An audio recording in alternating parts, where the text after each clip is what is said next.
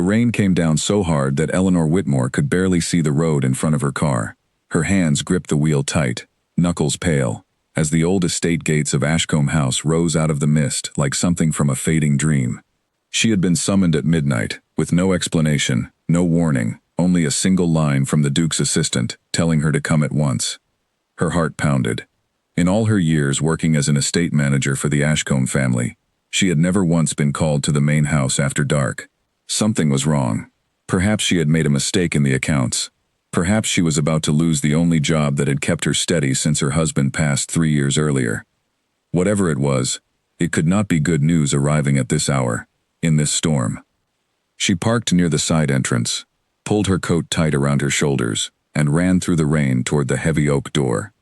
A servant let her in without a word, his face unreadable, and led her down a long corridor lit only by a few flickering lamps. Portraits of long-dead Ashcombe ancestors watched her pass, their painted eyes following her like silent judges. At the end of the hall, a door opened into a private study, and there sat the Duke of Ashcombe, an old man named Julian, his face pale and drawn, a blanket over his knees despite the warmth of the fire beside him. He did not rise to greet her. He simply gestured to the chair across from his desk. "Sit, Eleanor," he said, his voice weaker than she remembered. She sat, her hands folded tightly in her lap, waiting for whatever verdict he had called her here to deliver. "I imagine you are wondering why I have brought you here at such an hour," the Duke said. "I will not waste your time with pleasantries. I am old, and I do not know how many more months I have left in this world. There is something I must settle before I go, and I have decided that you are the only person I trust to handle it." Eleanor's breath caught. She had expected dismissal, not trust. "Your Grace, I don't understand." The Duke reached into a drawer and pulled out an old set of iron keys, tarnished with age, tied together with a frayed ribbon. He set them on the desk between them, the metal clinking softly against the polished wood. "Ravenswood Manor," he said. "You know of it." Of course she knew of it. Everyone on the estate knew of Ravenswood, the crumbling house at the far edge of the Ashcombe lands, hidden behind a wall of overgrown trees, spoken of only in passing, and never with warmth. It was the house nobody wanted, the house the family pretended did not exist. "I want to give it to you," the Duke said simply. For a moment, Eleanor thought she had misheard him. "Give it to me?" "Yes. Outright. The land, the house, everything that stands on it. It will be yours, free and clear, no conditions attached, save one small formality with the solicitors in the morning."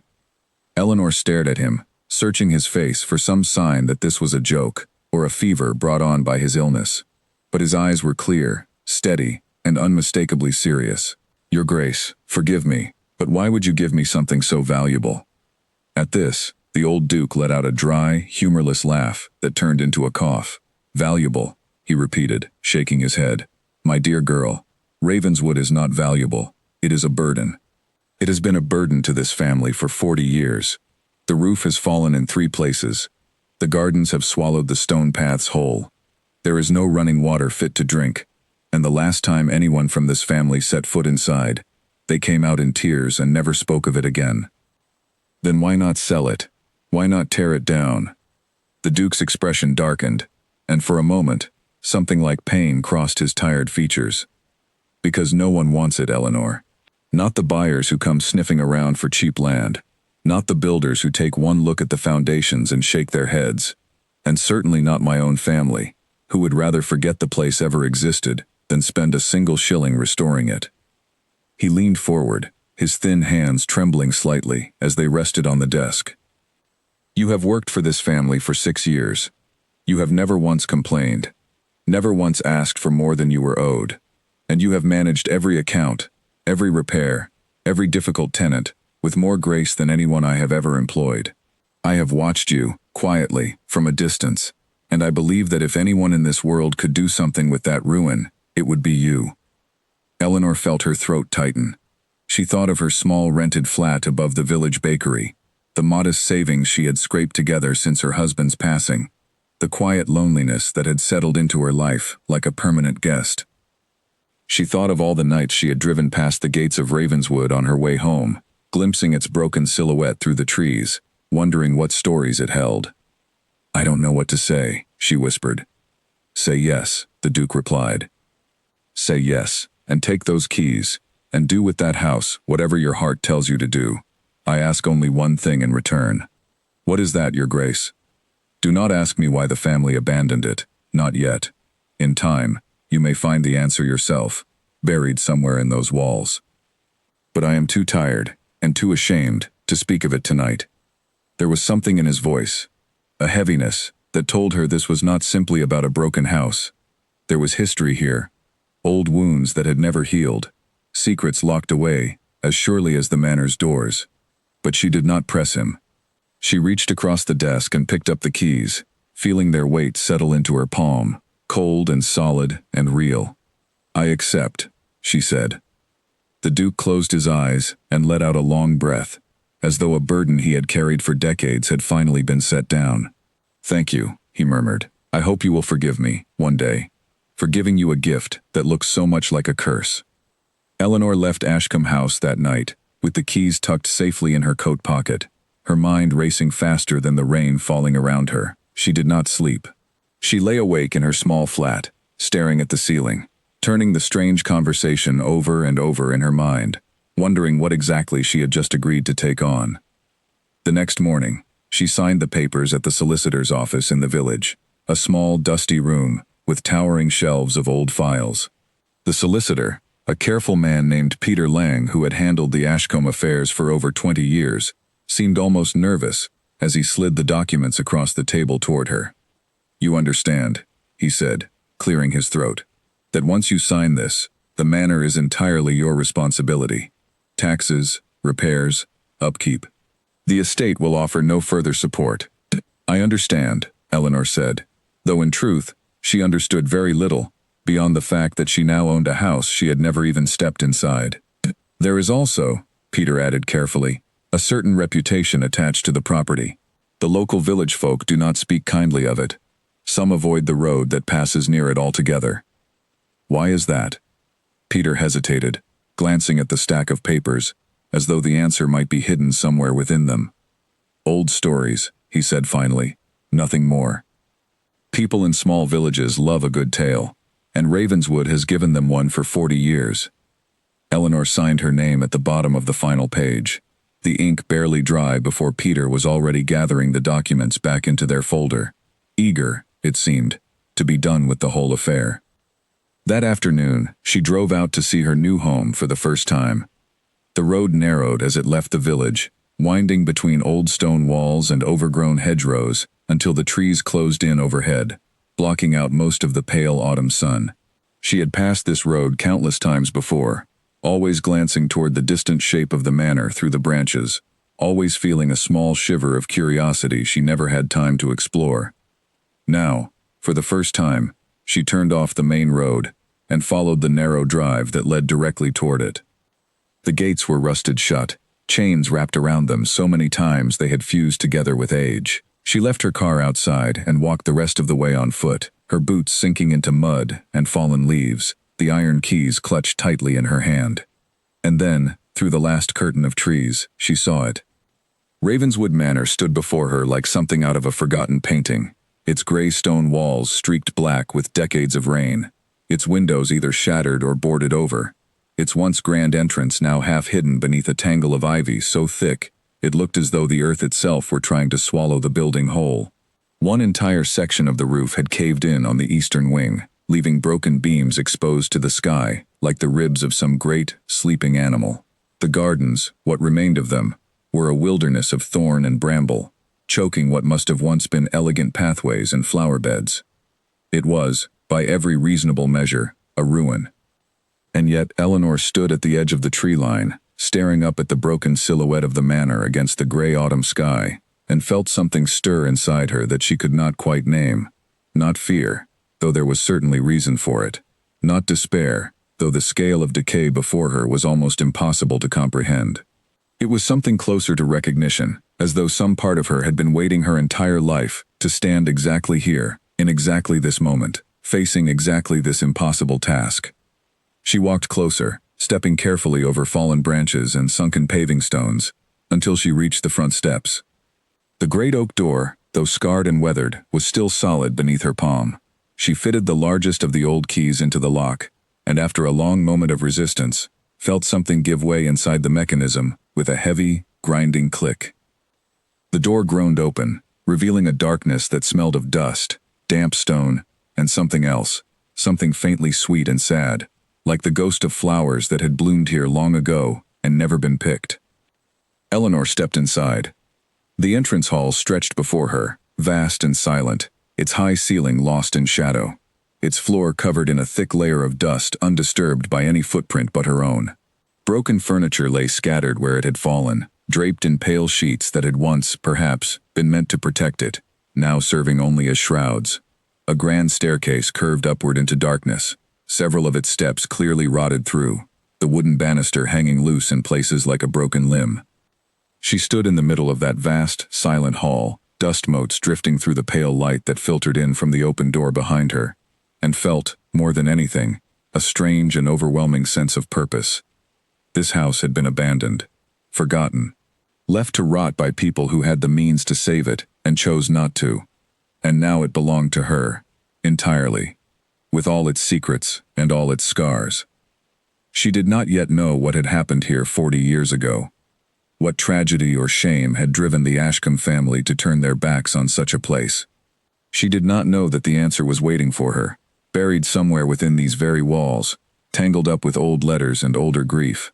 She did not know that a rough, skeptical carpenter from the village would soon become the one person she trusted most in the world, or that a rival with cold ambitions of his own would try to take this house from her before she ever had the chance to save it.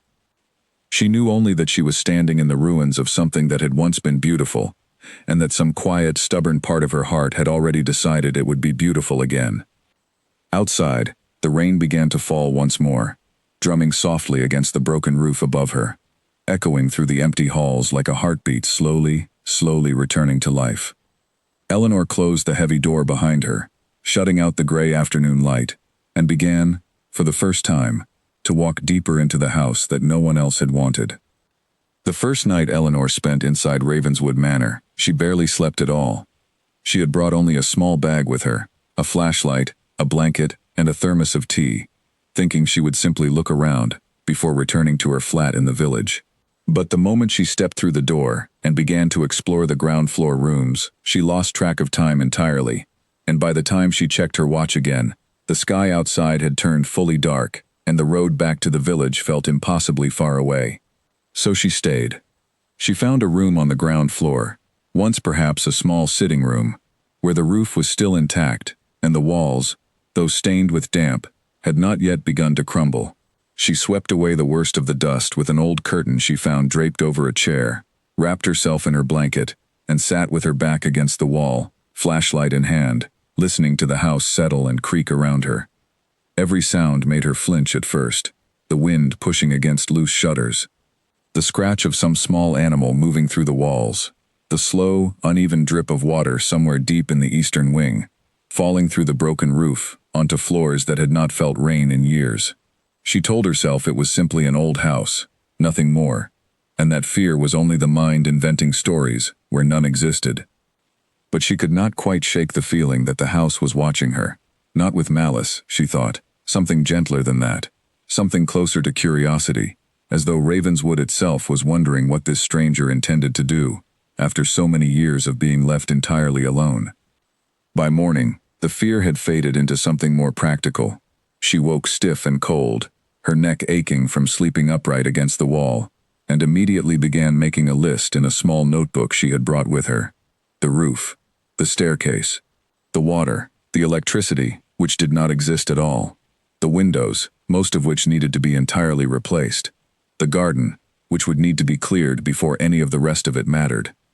The list grew longer with every room she explored.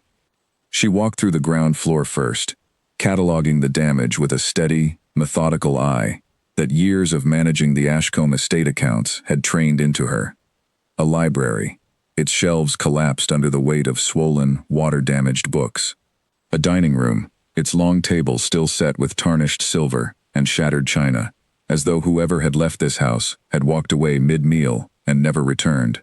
A kitchen, its old stove rusted solid, cobwebs strung between pots that still hung from hooks above a cold, black hearth. Upstairs was worse. The eastern wing, where the roof had caved in, was largely unsalvageable without significant work. Entire rooms open to the sky, their floors soft with rot beneath years of rain. But the western wing, though badly neglected, seemed sturdier, its bones sound beneath the surface damage, as though the house itself had chosen to protect that half from the worst of the decay. By midday, exhausted and covered in dust, Eleanor sat on the edge of the grand staircase, staring down into the entrance hall, and allowed herself, for the first time, to feel the full weight of what she had taken on. She had no fortune. She had no experience restoring a building this size. She had, in fact, very little beyond her modest savings, a steady but unremarkable salary, and a stubborn refusal to admit defeat before she had even properly begun. The scale of the task before her was almost laughable, and yet, sitting there in the dust and silence, she found she did not want to laugh at all. She wanted to begin. That afternoon, she drove into the village to find help.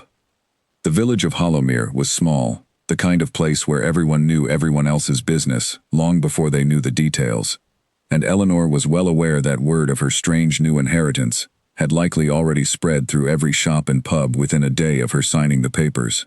She was not wrong. The moment she stepped into the general store to ask about local tradesmen, the woman behind the counter, a sharp-eyed matron named Margaret Doyle, looked at her as though she had grown a second head. "You're the one who took Ravenswood," Margaret said. Not quite a question. "I am," Eleanor replied, keeping her voice steady. Margaret set down the crate she had been unpacking and studied Eleanor for a long moment, as though trying to decide whether she was dealing with a fool or simply a very unlucky woman. "You know what they say about that place. I've heard bits and pieces, mostly people avoiding the subject entirely. That's the polite version," Margaret said. "The less polite version is that nothing good has ever come from that house, and nothing good ever will. 40 years it sat there rotting, and in all that time, not one soul from the Ashcombe family has set foot near it. You don't suppose there's a reason for that?" "I imagine there is," Eleanor said carefully, "but I would rather judge the house for myself than judge it by rumor." Something in her tone, perhaps its calm refusal to be frightened off, seemed to soften Margaret's expression slightly. She sighed, wiped her hands on her apron, and leaned against the counter. "There's a man in the village, name of Daniel Hale," she said finally. "Carpenter by trade, good with his hands, better than anyone else round here at least. Difficult temperament, mind you. He'll tell you exactly what he thinks of your plans, whether you want to hear it or not. But if anyone in Hollowmere can help you save that ruin, it's him." "Where can I find him?" "Workshop at the end of Miller's Lane. Can't miss it. Just don't expect him to be pleased to see you." Eleanor thanked her, and drove to the far end of the village, where a low stone building sat beside a narrow stream, wood shavings scattered across the ground outside like fallen leaves. The rhythmic sound of a saw carried through the open doorway, steady and unhurried.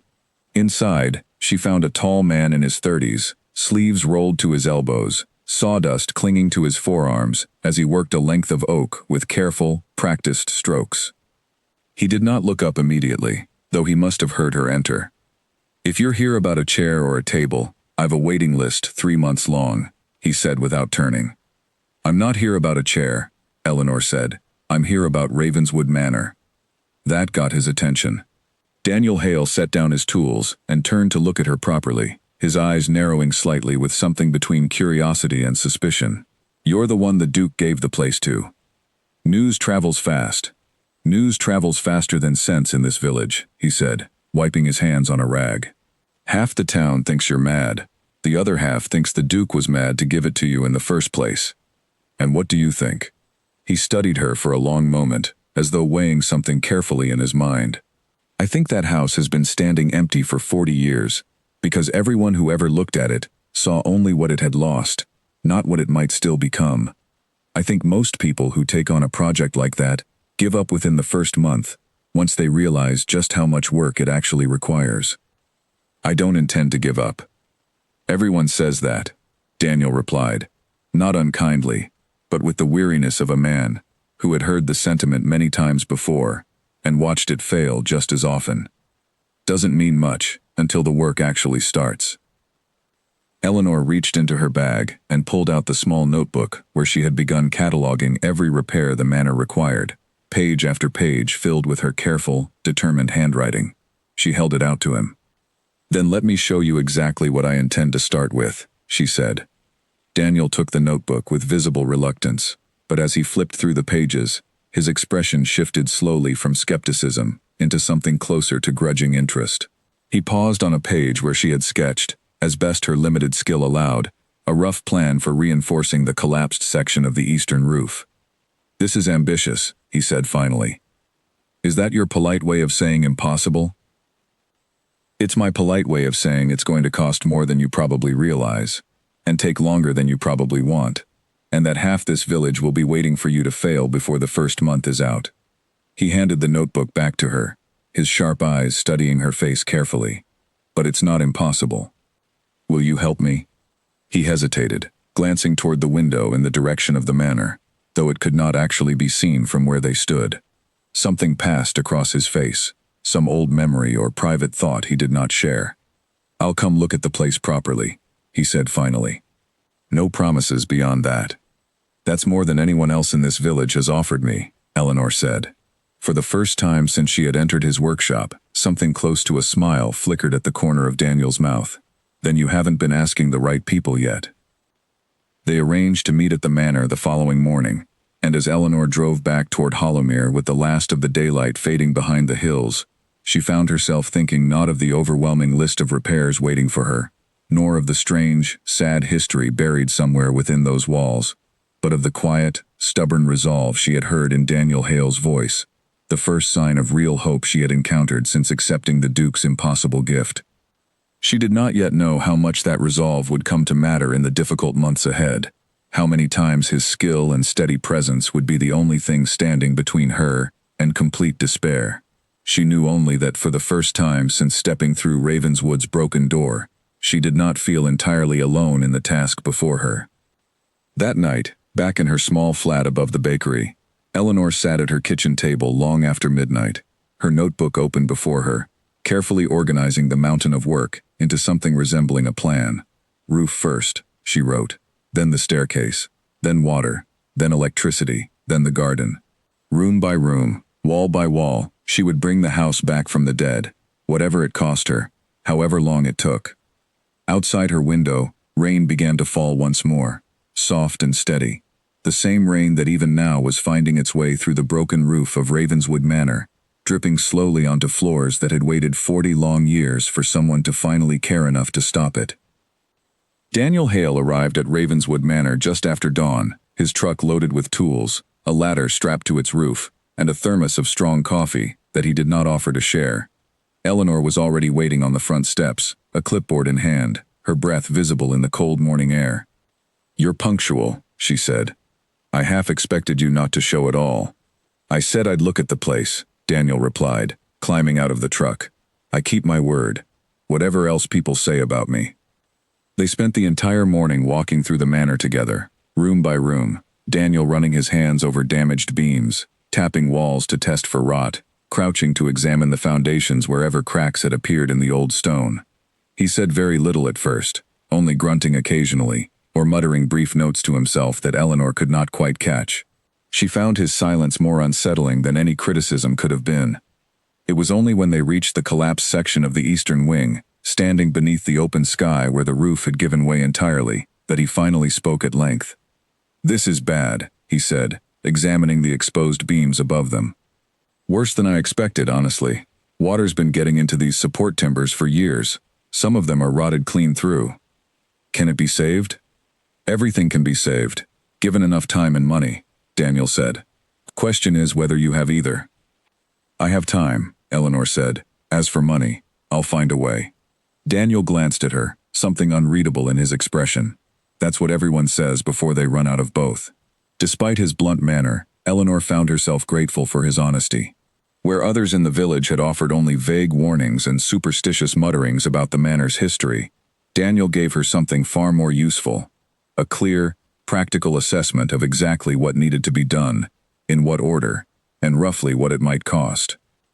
By early afternoon, They had made their way to the old library on the ground floor, one of the few rooms Eleanor had not yet fully explored. Its shelves collapsed, and its books ruined, beyond saving by decades of damp. Daniel began testing the floorboards for rot, while Eleanor sifted carefully through the wreckage of fallen shelves, hoping to salvage anything that might still be intact. It was beneath a heavy, water-stained ledger that she found the first hint of something unexpected: a bundle of letters, tied together with faded ribbon, tucked inside a small metal box that had somehow survived the decades of neglect better than almost anything else in the room. "Daniel," she called, carefully lifting the box free of the debris. "Look at this." He crossed the room and crouched beside her as she opened the box.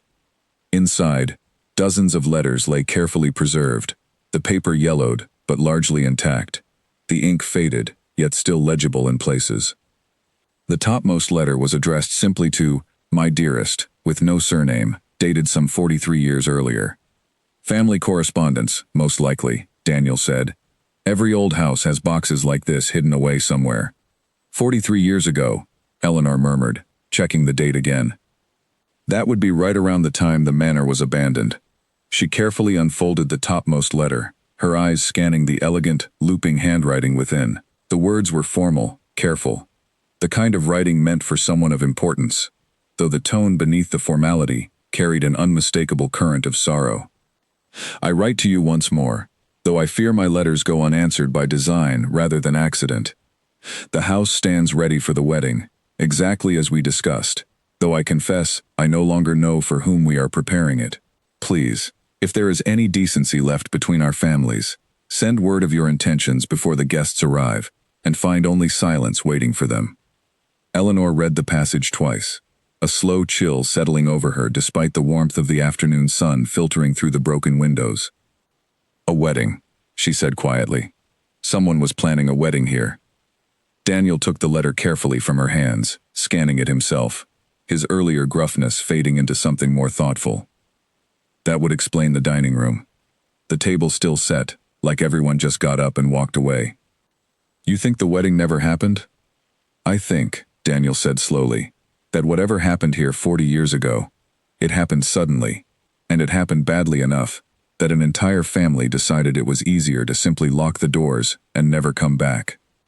Eleanor thought of the Duke, pale and trembling in his study, asking her not to inquire about the manor's history, not yet, as though the wound was still too raw even after so many decades. She thought of Peter Lang's careful hesitation at the solicitor's office, and Margaret Doyle's superstitious warnings in the village store.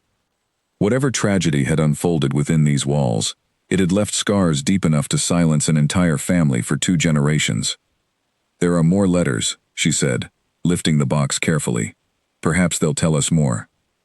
"Perhaps," Daniel agreed, "though I'd be careful what you go looking for, if I were you. Some houses keep secrets for good reason."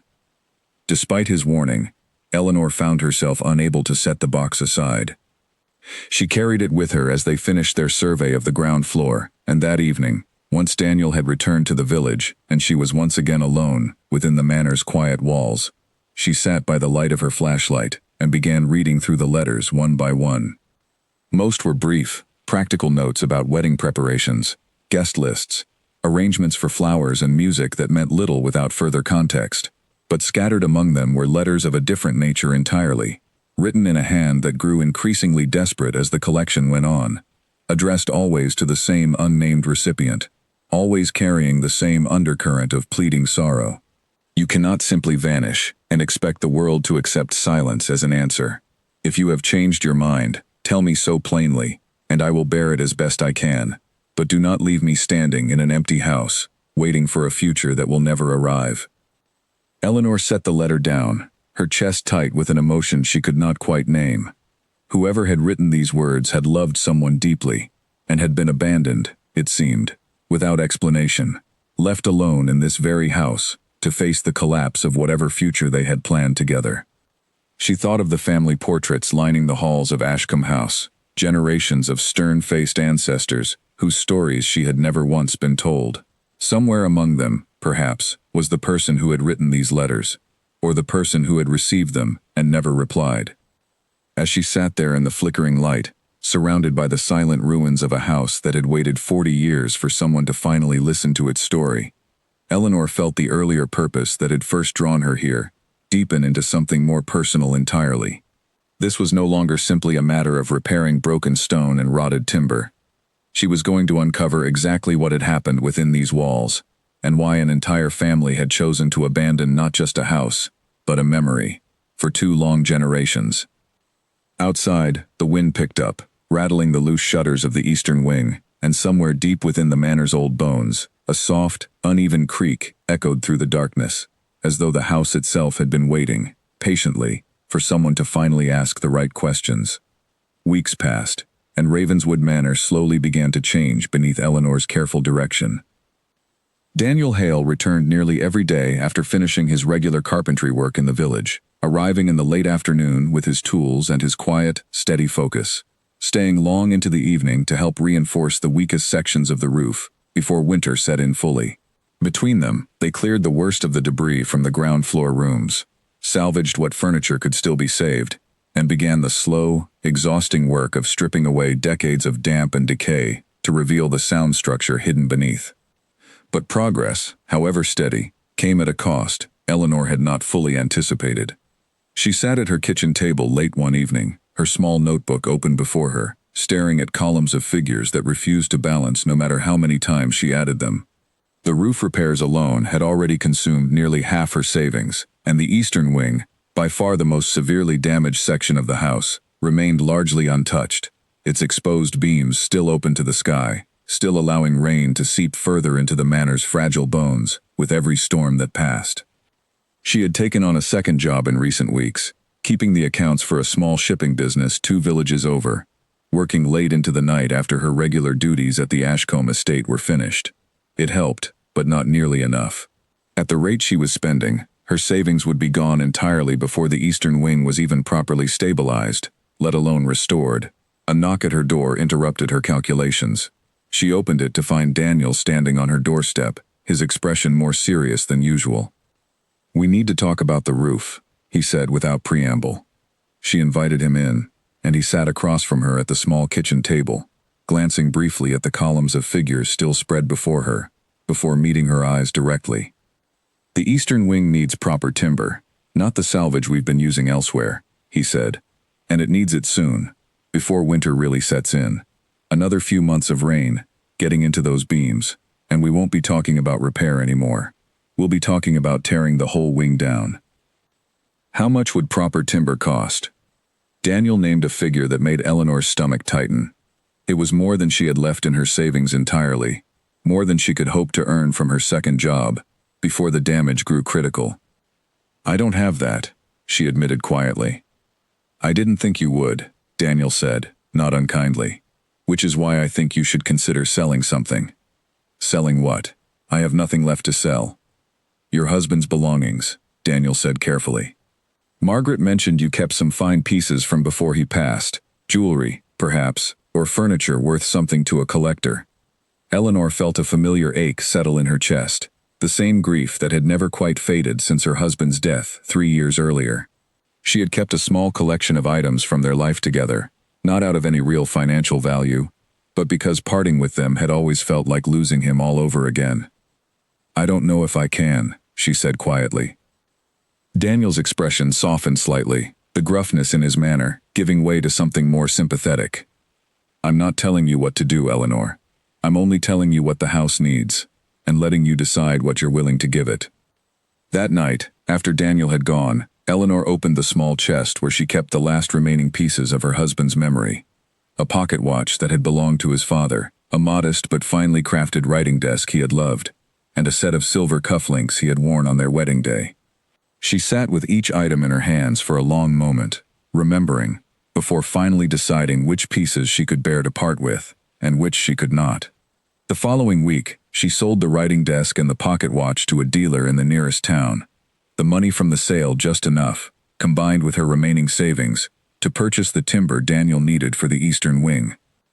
It was around this same time that a new complication arrived at Ravenswood's gates, one that would test Eleanor's resolve far more severely than any financial difficulty. She was in the garden, clearing brambles from what had once been a rose bed, when a sleek black car pulled up outside the rusted gates, entirely out of place against the wild, overgrown landscape surrounding it. A man stepped out, dressed in an expensive coat, entirely unsuited to the muddy grounds, his polished shoes sinking slightly into the wet earth as he approached. "Miss Whitmore, I presume," he said, extending a hand she did not take. "Victor Graham. I represent a development firm interested in this property." "The property isn't for sale," Eleanor said flatly. "Everything is for sale, given the right price," Victor replied, his smile never quite reaching his eyes. "I've seen the state of this place. The scale of restoration required is, frankly, beyond reasonable. My firm is prepared to offer you a very generous sum, more than enough to secure a comfortable future elsewhere, without the burden of pouring endless money into a house that most experts would consider beyond saving." "I appreciate the offer," Eleanor said, "but I'm not interested." "You should be," Victor said, his tone shifting slightly, losing some of its polished charm. "I've done my research, Miss Whitmore. I know exactly how much you've already spent. And I know exactly how much more this restoration will cost before it's finished, if it can be finished at all. My offer will not remain generous forever. Land like this, once cleared, is worth far more to my firm than it will ever be worth to you as a restored house." Eleanor felt a cold flicker of anger beneath her calm exterior. "You want to tear it down." "I want to build something profitable on land that is currently wasted," Victor said simply. "Whether that requires tearing this house down or not is a detail my firm's architects will determine. Think carefully about my offer, Miss Whitmore. It will not be repeated indefinitely." He left as abruptly as he had arrived, his black car disappearing back down the narrow drive, leaving Eleanor standing alone in the muddy garden, her hands still stained with earth, her heart pounding with a mixture of anger and unease she had not felt since first accepting the Duke's strange gift. That evening, she told Daniel about the visit as they sat together on the front steps of the manor, watching the last light fade behind the trees. "Graham's firm has been circling properties like this for years," Daniel said grimly, once she had finished. "They wait for owners to run low on money, then swoop in with an offer that looks generous, until you realize it's a fraction of what the land is actually worth. I've seen it happen to 2 other families in neighboring villages. He said my restoration will fail before it's finished." "He's trying to frighten you into giving up," Daniel said. "Don't let him." "I don't intend to," Eleanor said, though privately, staring at the vast scale of work still ahead of her, the eastern wing still open to the sky, her savings nearly gone entirely. She felt a small, cold seed of doubt take root for the very first time since accepting the manor. She pushed the feeling aside as best she could, focusing instead on the practical tasks before her, the timber that needed installing, the garden that needed clearing, the countless small repairs that, piece by piece, day by day, were slowly transforming the ruin she had inherited into something that might, one day, resemble a proper home again. But Victor Graham's visit lingered in her mind far longer than she wanted to admit, a quiet reminder that the greatest threat to Ravenswood's survival might not be its own decay, but the patient, calculating ambition of those who saw only profit, where she saw a legacy worth saving.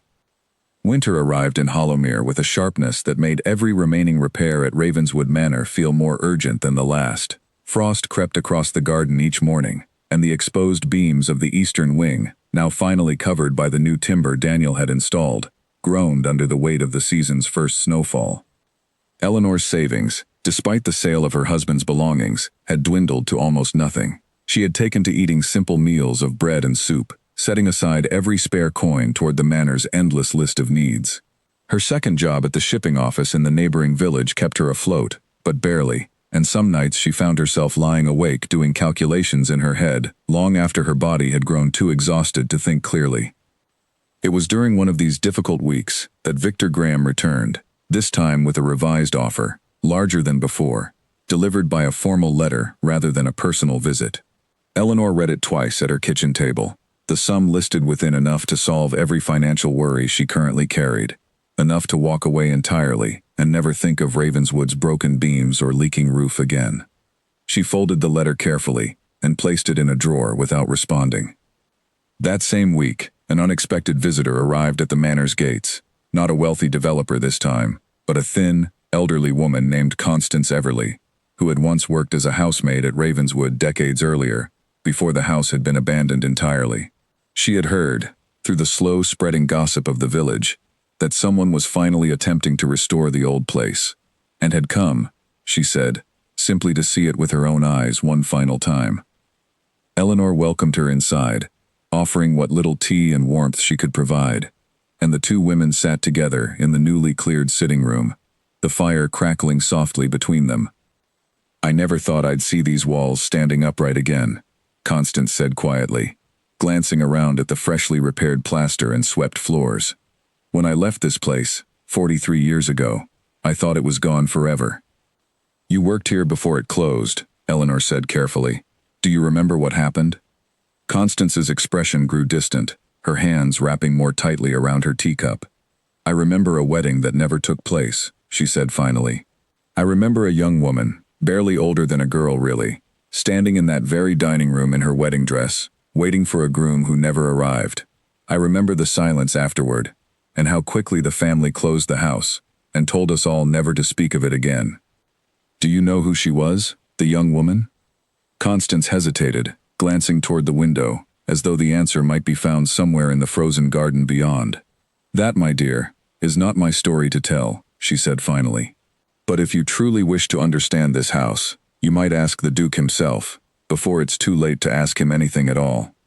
She left shortly after, refusing Eleanor's offer of a ride back to the village, insisting instead on walking, as though the cold, quiet path suited the memories she carried better than the warmth of a car.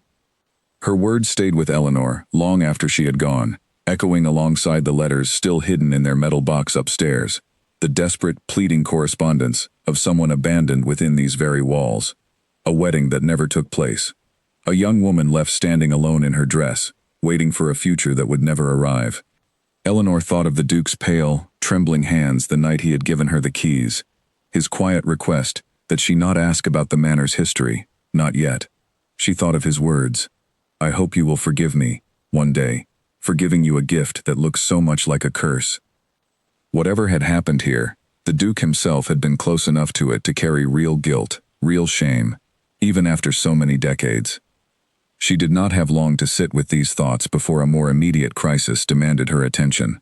Late one evening, as a fierce winter storm battered the manor's newly repaired roof, Daniel arrived at her door, his face grim with urgency. "The old well behind the kitchen has collapsed," he said, "taken part of the foundation with it. If we don't shore it up before the ground freezes solid, we could lose the entire kitchen wing by spring."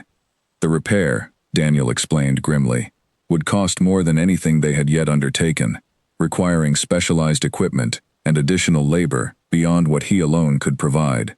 Eleanor's remaining funds were simply not enough. That night, sitting alone in the manor's cold, dimly lit sitting room, staring at the letter from Victor Graham still folded in her drawer, Eleanor faced the closest she had come yet to genuine despair. She thought of walking away, of accepting the offer, of returning to her simple, manageable life in the village, free of debt, free of endless repairs, free of the crushing weight of a task that seemed to grow larger with every obstacle she overcame. But then she thought of the letters upstairs, the desperate voice of a woman abandoned within these walls, waiting for a future that never came. She thought of Constance Everly's distant, sorrowful eyes, and the Duke's trembling hands, and the quiet, stubborn resolve she had felt the very first moment she stepped through Ravenswood's broken door. She would not abandon this house the way it had already been abandoned once before.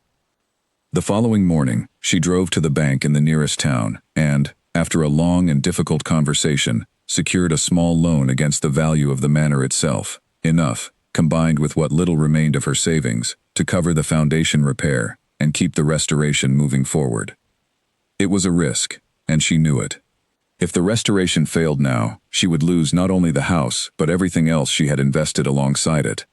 But standing once again in the manor's entrance hall that evening, watching Daniel and two additional workers begin the difficult task of shoring up the collapsed foundation, Eleanor felt, despite the exhaustion and the fear, a quiet certainty settle over her. Whatever tragedy had unfolded within these walls, decades earlier, whatever secret the Duke carried with such evident shame, she was closer now than ever to uncovering the truth, and closer, too, to proving that Ravenswood Manor was worth every sacrifice she had made to save it. Outside, the winter storm continued to rage against the newly repaired roof, but for the first time in weeks, the sound no longer felt like a threat. It felt, instead, like the house itself, weathering the worst the world could throw at it, standing firm, exactly as Eleanor intended it to stand, for many years to come. Spring arrived slowly that year, the frost lifting from the garden in careful stages, revealing beneath the melting snow the first signs of the wild roses Eleanor had spent the winter clearing space for. The foundation repair behind the kitchen had held firm through the worst of the season's storms, and with the arrival of warmer weather, Daniel turned his attention at last to the collapsed staircase in the main entrance hall, the grand curving structure that had first caught Eleanor's eye the day she stepped through the manor's broken door. It was while removing the rotted lower steps, carefully testing each board before prying it free, that Daniel made a discovery that would change everything Eleanor thought she understood about the house she had inherited. "Eleanor," he called from beneath the staircase, his voice carrying an unfamiliar note of excitement. "You need to see this." She hurried over to find him crouched in the narrow space beneath the stairs, where a section of the wooden paneling had come away entirely, revealing not simple rubble or empty space behind it, but a smooth expanse of pale stone, carved with a delicate pattern of vines and flowers, unlike anything else in the house. "What is it?" she asked, kneeling beside him. "I think," Daniel said slowly, running his hand carefully along the carved stone, "that this staircase was built over something much older. Look at the craftsmanship here. This isn't the same style as the rest of the house. This is older, finer work, the kind you'd find in a much grander building." Over the following days, as they carefully removed more of the damaged paneling throughout the ground floor, they uncovered similar sections of hidden stonework scattered through the manor, delicate carvings, and finely worked details that had been deliberately covered over at some point in the house's history, hidden beneath cheaper, more modern additions. Daniel brought in an old friend of his, a retired architect named Peter Lang's cousin, a soft-spoken man called Arthur Finch, who had spent decades studying the historic buildings of the region. Arthur spent an entire day examining the hidden stonework, his expression growing more animated with each new discovery. "This is remarkable," he said finally, standing in the entrance hall surrounded by exposed sections of ancient carved stone. "Miss Whitmore, do you understand what you're standing inside?" "I'm not sure I do," Eleanor admitted. "This manor was not always the modest country house it appears to be on the surface," Arthur explained. "The stonework here, the carving style, the underlying structure, all of it suggests a much older and far grander building lies hidden beneath the later additions. I would guess this house began its life as something closer to a small fortified hall, perhaps 3 or 4 centuries old, later renovated and expanded by whichever family owned it in more recent generations. But somewhere along the way, someone chose to hide this older, grander structure beneath simpler, more fashionable paneling, rather than restore and display it properly." "Why would anyone do that?" Eleanor asked. Arthur shrugged, running his hand thoughtfully along the carved stone. "Fashion changes, Miss Whitmore. What one generation considers grand, another considers old-fashioned and embarrassing. It's entirely possible whoever renovated this house simply preferred the cleaner, more modern style of their own time, and saw no value in preserving what their ancestors had built." That evening, as Eleanor sat with Daniel on the front steps of the manor, watching the sun set behind the newly cleared garden, she found herself turning Arthur's words over in her mind, alongside everything else she had learned in the months since first accepting the Duke's strange gift. "The Ashcombe family didn't just abandon this house because of some tragedy," she said slowly. "They abandoned something that was already being hidden, long before whatever happened here 40 years ago. They covered up its true worth generations earlier, and then simply finished the job by walking away entirely." "Seems that way," Daniel agreed. "Strange, isn't it? All this time, everyone in the village called this place a ruin, worthless, cursed, and it turns out it was never truly worthless at all. Just misunderstood, hidden away by people who couldn't see what they actually had." Eleanor felt something shift inside her as he spoke, a quiet, powerful realization settling into place alongside the physical transformation now visible throughout the manor's restored rooms. Ravenswood had never truly been the burden the Duke described that rainy night in his study. It had always held this hidden grandeur, this quiet, patient worth, waiting beneath the surface for someone willing to look closely enough to find it. The parallel was not lost on her.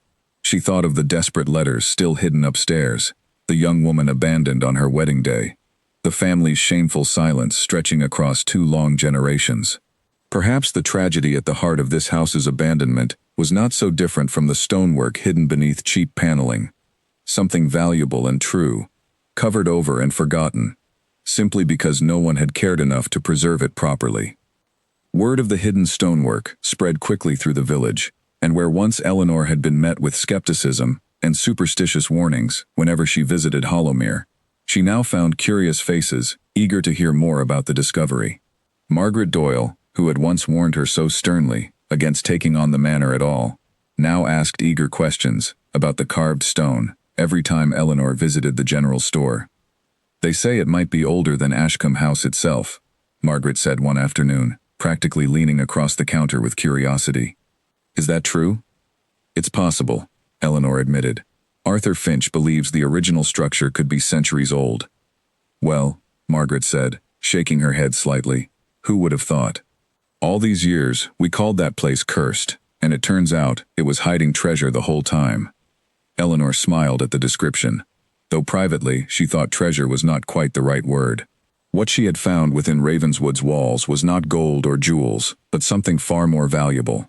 Proof that even the things the world declared worthless, even the places others abandoned entirely, might still hold quiet, patient grandeur beneath their broken surface, waiting only for someone willing to look closely enough to see it.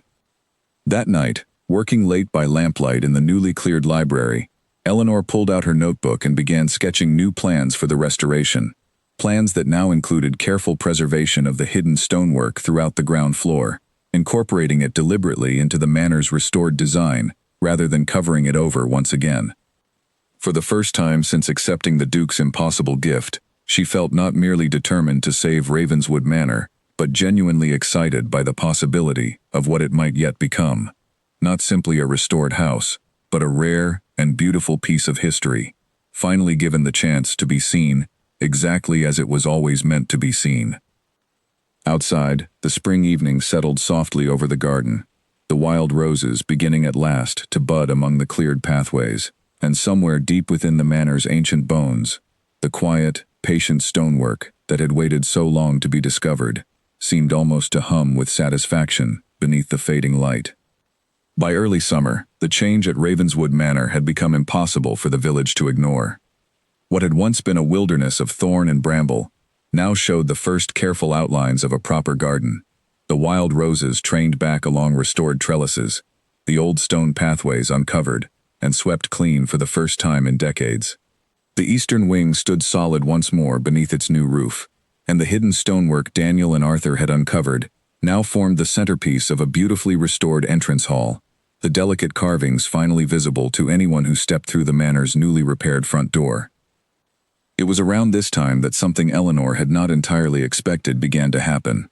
The village of Hollowmere, which had once regarded her project with such deep skepticism, began, slowly and somewhat reluctantly, to help. It started small. A local farmer named Edmund Price, who had once told Margaret Doyle that Eleanor was surely wasting her life on a lost cause, arrived one Saturday morning with a cart full of stone he had no use for, offering it for the garden pathways at a fraction of its usual cost. A young woman named Charlotte Bramwell, who worked at the village bakery beneath Eleanor's old flat, began stopping by on her days off simply to help with the weeding, saying she had always loved gardens and missed having one of her own. Within a few weeks, what had begun as occasional, hesitant help from a handful of villagers grew into something closer to a genuine community effort. Word spread that Ravenswood was finally, truly coming back to life, and curiosity, it seemed, was a powerful thing. People who had spent decades avoiding the manor's overgrown gates now found themselves eager to see the transformation with their own eyes, and many, once they arrived, found it difficult to simply watch without offering to help. Daniel, for his part, seemed both amused and quietly proud of the change. "Told you they'd come around eventually," he said one evening, watching a small group of village children help Charlotte plant new flower beds along the garden's edge, their laughter carrying across the grounds in a way the manor had not heard in generations. "You never actually told me that," Eleanor pointed out, smiling despite herself. "Well, I thought it," Daniel said, and something in the easy warmth of his tone made Eleanor's chest tighten slightly. A feeling she had noticed growing steadily over the past several months, one she had been careful not to examine too closely. Their partnership, born from necessity that first cold autumn morning, had deepened over the winter and spring into something neither of them had quite named aloud. Daniel no longer simply came to Ravenswood as hired help, arriving instead most evenings whether there was pressing work to be done or not, staying late into the night discussing plans for the garden, the remaining repairs, and increasingly, simply talking about their lives, their pasts, the quiet losses that had shaped them both. Eleanor had told him, one evening as they sat together on the garden's restored stone bench, about her husband's passing 3 years earlier, the slow grief that had followed her ever since, and how strange it felt to finally find purpose again within these broken walls.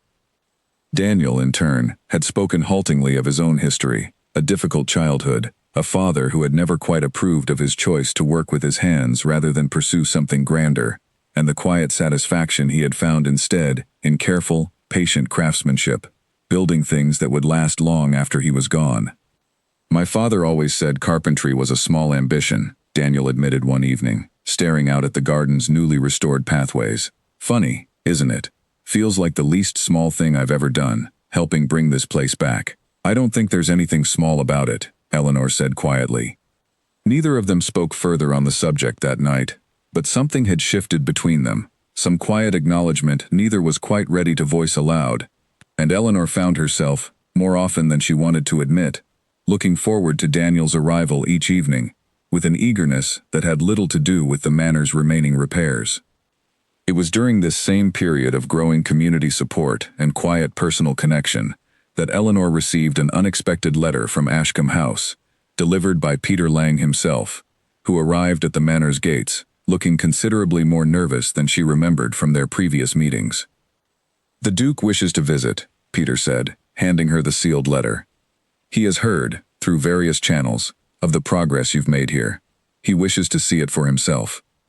Eleanor felt a flutter of nervous anticipation as she opened the letter, reading the Duke's careful, formal request for a visit the following week.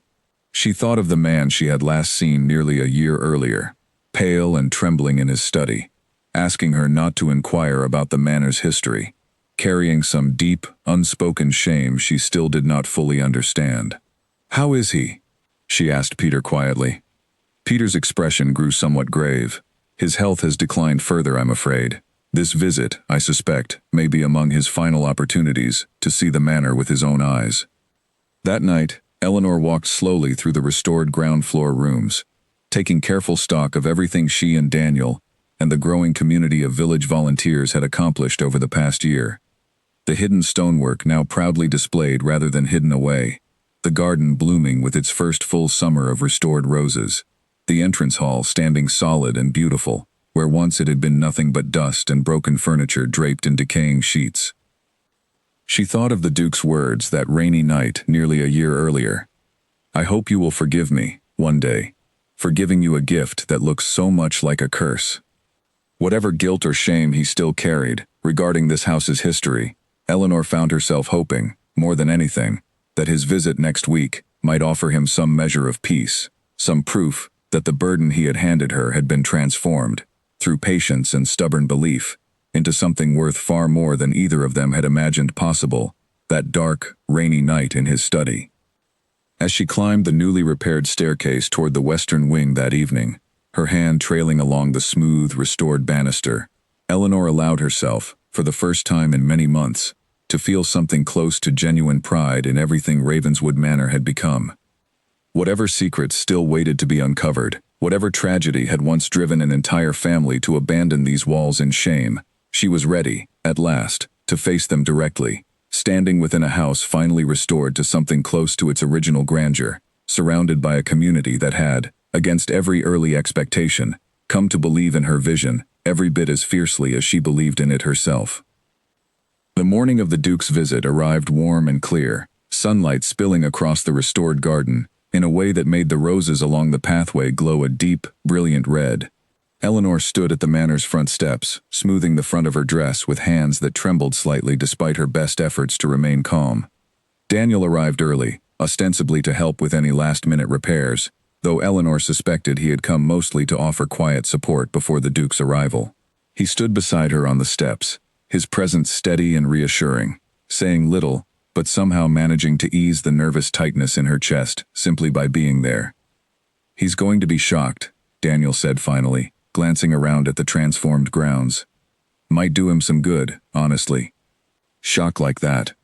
"I hope so," Eleanor murmured. The Duke's car appeared at the gates precisely on time, a modest vehicle driven by Peter Lang himself, who helped the frail old man carefully out of the back seat, once they had come to a stop before the manor's entrance.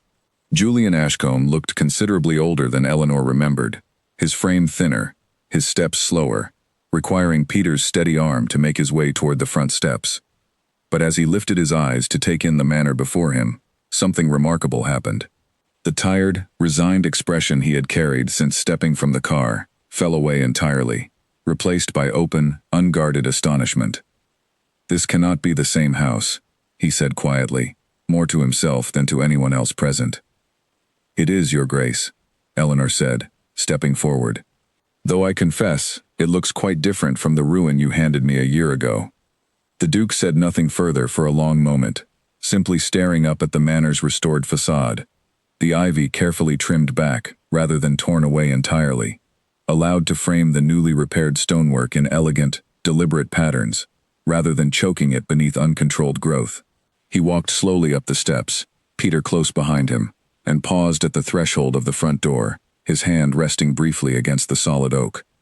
"May I go inside?" he asked, his voice unusually soft. "Of course, Your Grace. It's still your family's history, whatever else it has become." He stepped through the door into the entrance hall, and Eleanor watched his expression shift once more, from astonishment into something closer to profound disbelief, as he took in the restored staircase, the hidden stonework now displayed proudly along the walls, the warm, golden light filtering through windows that had once been nothing but broken, boarded holes in the manor's facade. "The stonework," he said finally, running his trembling fingers along one of the carved sections near the base of the staircase. "I had no idea this was here. I don't believe anyone in my family ever knew this was here." An architect friend of Daniel's believes the original structure may be centuries older than the house's more recent additions, Eleanor explained. "Whoever renovated it generations ago chose to cover the older stonework rather than preserve it." The Duke was quiet for a long moment, his hand still resting against the ancient carving, his eyes distant with some private memory or realization Eleanor could not quite guess at. "My grandfather renovated this house many years before I was born," he said finally. "Family stories always suggested he found the original structure old-fashioned, embarrassing even, compared to the more modern styles of his time. I never imagined what he had actually chosen to hide away." He continued through the ground floor rooms, pausing at each new discovery with visible emotion. The restored library where salvageable books had been carefully repaired and returned to newly rebuilt shelves. The dining room, where the old table, though replaced entirely, now stood set for a family that might one day actually gather around it. The garden, visible through newly repaired windows, blooming with roses that had spent decades buried beneath uncontrolled bramble. It was in the garden itself, standing among the roses in the warm summer sunlight, that the Duke finally turned to Eleanor with an expression she had not seen from him before, something between deep gratitude and quiet, unresolved grief. "I gave you this house believing it was a curse disguised as a gift," he said quietly. "I told myself I was doing you a kindness, offering you land and stone that would ask nothing further of the family that had already caused it so much harm. In truth, I think I simply wanted to be free of the guilt this place represented, without having to face what that guilt actually meant." Eleanor said nothing, sensing he was not yet finished, that whatever he intended to say next had waited far longer than a single year to finally be spoken aloud. "There is a story attached to this house," the Duke continued, his voice growing unsteady. A story I have carried the shame of for over 40 years. One I asked you not to inquire about when I first gave you these keys, because I was not yet ready to face it myself. But standing here now, seeing what you have made of this place, I find I no longer have the strength, nor the desire, to keep it hidden any longer. Your Grace, Eleanor said gently, you don't have to tell me anything you aren't ready to share. No, the Duke said, shaking his head slowly. I think, after everything you've done here, you have more than earned the right to know exactly what happened within these walls, and why my family chose, for so many years, to pretend this place, and everything it represented, simply did not exist. He lowered himself carefully onto the restored stone bench nearby, Peter hovering close in case he needed assistance, and gestured for Eleanor to sit beside him. Daniel remained a respectful distance away, though Eleanor caught his eye briefly, finding quiet strength in his steady, watchful presence. 43 years ago, the Duke began, his voice growing distant with memory. My younger sister, Isabel, was set to be married in this very house. Eleanor's breath caught, the desperate, pleading letters she had discovered so many months earlier, rising immediately to mind. The wedding preparations, mentioned again and again throughout that faded, careful handwriting. She had fallen in love, the Duke continued, with a man our father considered entirely unsuitable, a gifted architect of modest means, without title or fortune to recommend him, beyond his own considerable talent. Isabel defied our father's wishes and insisted on the marriage regardless. And this house, then still magnificent, still fully restored and cared for, was chosen as the site of the wedding, a final grand gesture of defiance against a family that refused to bless the match. He paused, his hands trembling slightly in his lap, and Eleanor waited, silent, as the truth she had sensed building for so many months finally began to take shape. On the morning of the wedding, the Duke continued, his voice barely above a whisper, the groom never arrived. The garden fell silent, the only sound the gentle rustle of roses stirring in the summer breeze, as the Duke gathered the strength to continue the story he had carried alone for so many decades. We searched for him for weeks afterward, he said. The groom, I mean. A gifted man named Frederick, talented enough that even my father grudgingly admired his architectural work, though he refused to admit as much aloud. Frederick had written letters to Isabel in the weeks leading up to the wedding, promising his devotion, confirming every detail of their plans together. And then, on the very morning he was meant to arrive at this house, he simply vanished. Vanished how? Eleanor asked quietly. No one truly knew, the Duke admitted. Some believed he had lost his nerve, frightened away by the scale of what he was marrying into, despite his own talents. Others believed my father had somehow intervened, though I never found proof of any such interference, however much I suspected it privately over the years. Whatever the truth, Frederick was never seen again in this region, and Isabel was left standing in this very house, in her wedding dress, waiting for a future that would never arrive. Eleanor thought of the desperate pleading letters upstairs, addressed to no surname, only, my dearest, carrying such raw, unanswered sorrow. Isabel had continued writing to Frederick long after his disappearance, it seemed, refusing to accept that he had simply abandoned her without explanation. What happened to her? Eleanor asked. Isabel. The Duke's expression grew heavier still, grief settling deep into the lines of his weathered face. She never recovered, not truly. She remained in this house for nearly a year afterward, writing letters that were never answered, refusing to believe Frederick had abandoned her by choice.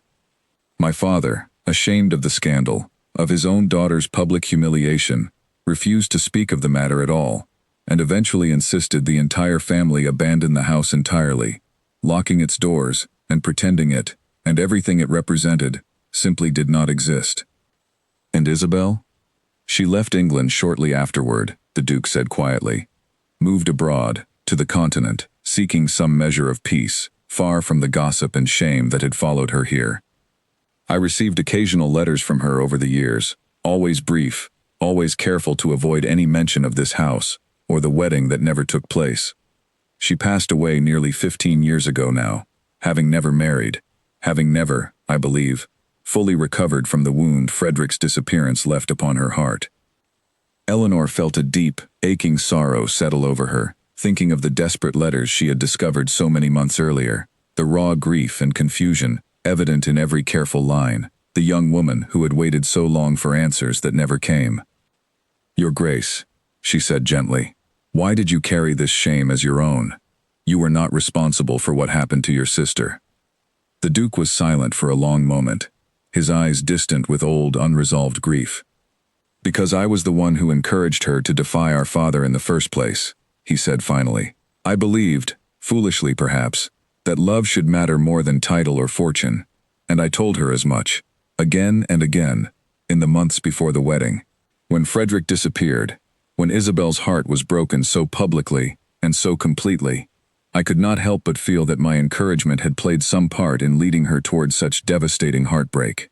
"You couldn't have known what would happen," Eleanor said softly. "No," the Duke agreed. "But knowing that did little to ease the guilt I carried afterward. And so, when my father demanded we abandon this house entirely, I did not object, though some part of me always understood it was a cowardly choice, born more from a desire to avoid facing my own guilt than from any genuine respect for Isabel's pain." He looked up at Eleanor then, his tired eyes carrying something close to gratitude, mixed still with lingering sorrow. "When I gave you this house, I told myself I was simply ridding the family of a burden no one wanted.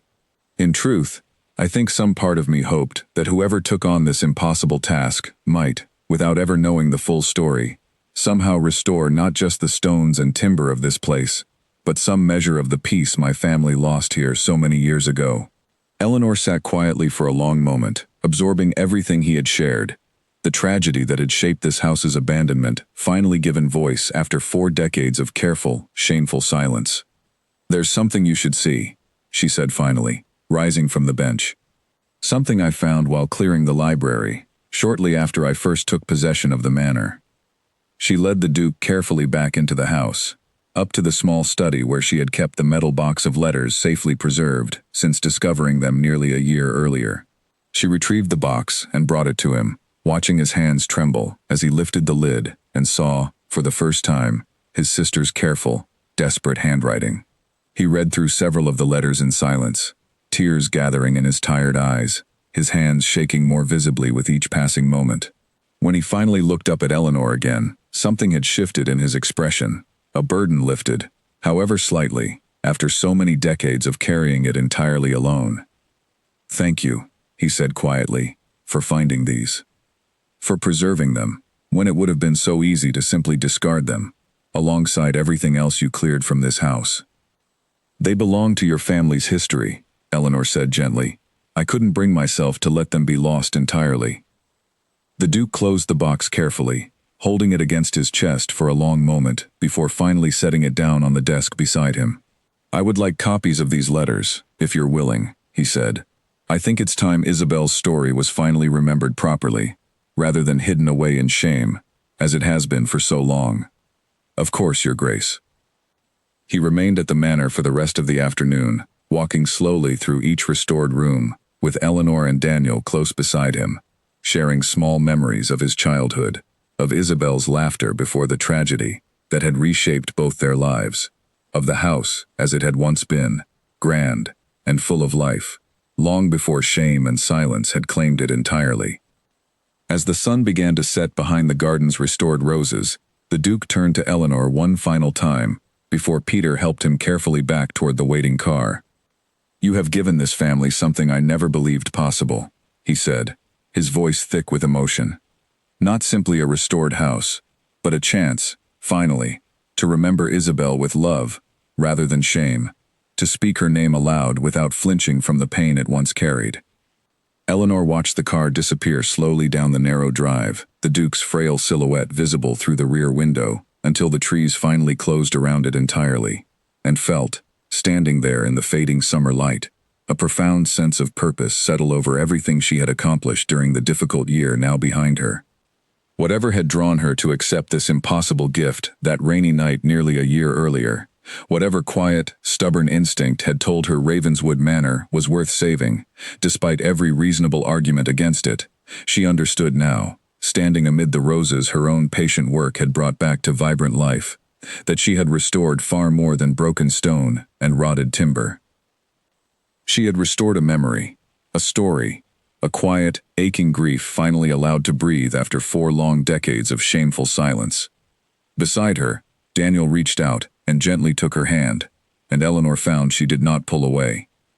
A year to the day since Eleanor had first driven through the rain toward Ashcombe House, uncertain and afraid, summoned to a meeting that would change the entire course of her life.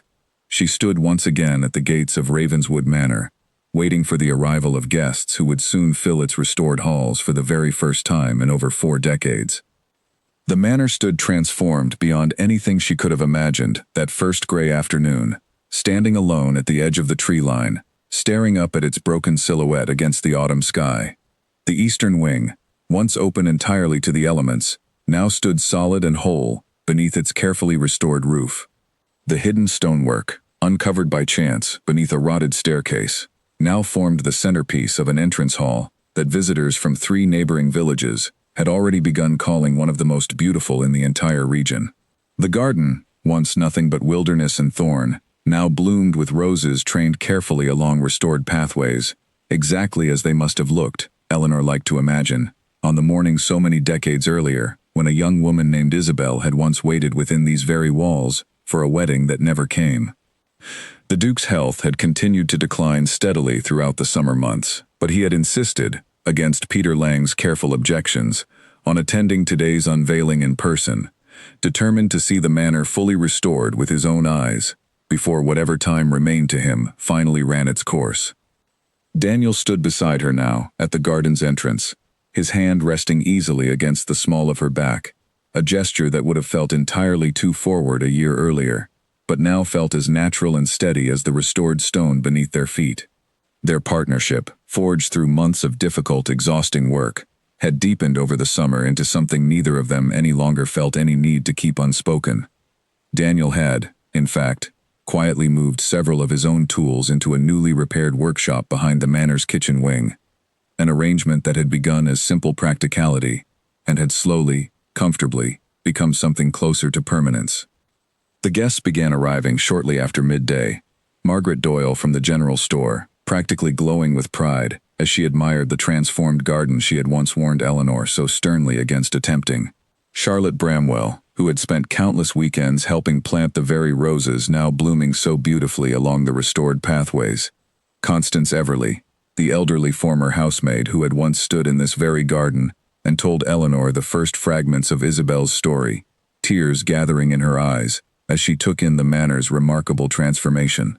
Arthur Finch, the retired architect whose expertise had helped uncover and preserve the manor's hidden historical treasures, now eager to document the restoration properly for the local historical society. Even Edmund Price, the farmer who had once so firmly believed Eleanor was wasting her life on a lost cause, arrived with a small gift of fresh vegetables from his own garden, offered with a gruff, embarrassed apology for his earlier doubts that Eleanor accepted with genuine warmth rather than any lingering resentment. The Duke arrived last, Peter Lang helping him carefully from the car, his frail frame steadied by a cane he had not needed a year earlier. But his eyes, as they lifted to take in the manor before him, carried none of the tired resignation Eleanor remembered from their very first meeting.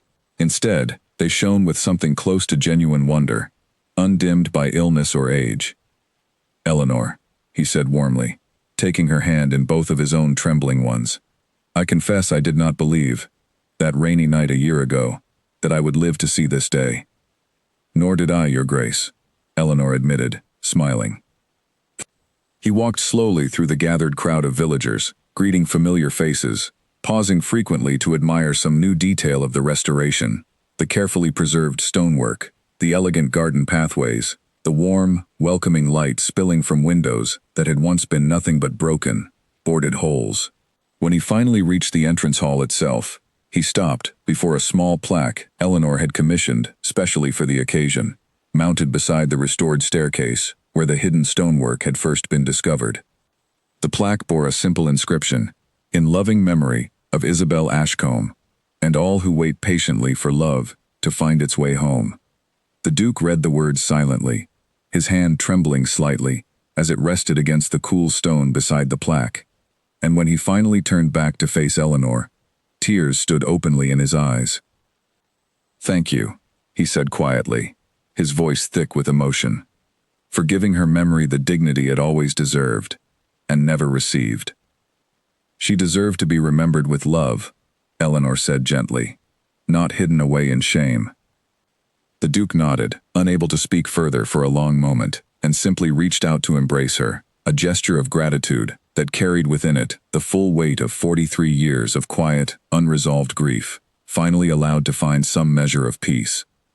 Later that evening, as the last of the guests began making their way back toward the village, their laughter and conversation still echoing pleasantly through the restored garden, Eleanor found herself standing alone, with Daniel on the front steps of the manor, watching the sun set in brilliant shades of orange and gold behind the newly restored roofline. "Quite a year," Daniel said finally, his hand finding hers easily in the gathering dusk. "Quite a year," Eleanor agreed, leaning slightly into his steady warmth. "Any regrets?" he asked, glancing at her with the same quiet, careful attention he had shown her since that very first morning in his workshop, when she had walked in unannounced, with nothing but a notebook full of impossible plans and a stubborn refusal to accept defeat.